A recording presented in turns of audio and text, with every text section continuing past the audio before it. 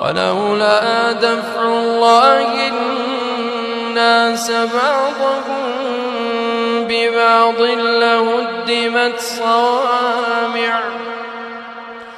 لهدمت صوامع وبيع